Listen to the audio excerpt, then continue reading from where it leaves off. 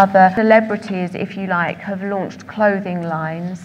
And they've done it in a very different way to how I've done it. It was never about me, the celebrity. It was about the product. The product spoke for itself. Yes, people came into my presentations and they had preconceptions, and that was fine, and I didn't go into this to prove anybody wrong. I wanted to prove to myself, but that was it, not to prove to anybody else. And the bottom line is that the product really did speak for itself. It was good product, the quality was good, and people wanted to buy it. And that was the first piece of advice that Marc Jacobs ever gave me. He said, if you design a collection and it's really good, then people can say they don't like it, but no one can say it's rubbish. And that was really good advice. And we were talking earlier about how focused you were on one particular type of product when you started. So it feels like you've grown organically. Can you tell us a little bit about that? Yeah, I started out for the first 4 collections, I think it was, just designing dresses and creating a signature, which would be a straight dress with a zip down the back. Obviously a lot of design details, but in quite a minimal way. And that very quickly became my signature. And I always wanted to do more. I wanted to do separates and shoes and handbags. I wanted to do lots of things. But I was really focused and I did it at a steady pace. And I think that was very important. And what about other areas of design? I mean, what have you got your eyes on? Menswear, perhaps? I'd love to do menswear at some point, absolutely. And I get very inspired by menswear.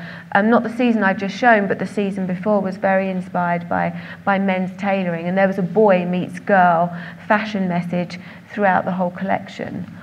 So I find it very, very inspiring. I'm sure some people in the room could come up with a muse for you, who's not Yes. too far from home. Yes, absolutely. He's a bit busy modelling underwear at the moment. But, we haven't noticed. Yeah, I'm not so sure my pictures would be quite so interesting if he's fully clothed.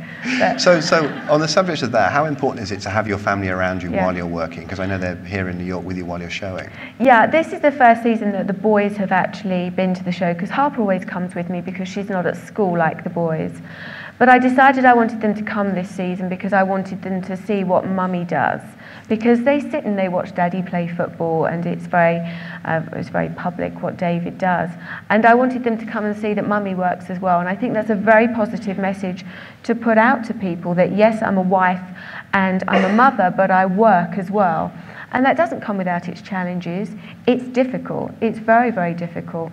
And that's why people like Sheryl Sandberg inspire me so much. It's a juggling act, and David was here as well, and he took care of the boys and he took them out and just let me get on with my work, which was great, because you do have to be very focused when you're here showing a collection. It's a lot of late nights, early mornings, a lot of big decisions, a lot of responsibilities.